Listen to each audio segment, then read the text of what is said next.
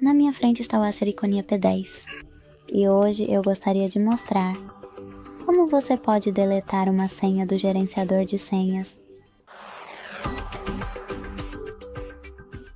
Comece abrindo as configurações e role para baixo até clicar em senhas e contas.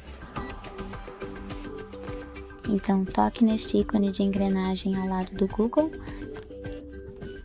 Selecione o gerenciador de senhas do Google e toque na senha que você deseja deletar. Agora, insira seu método de login e pressione deletar 2 vezes.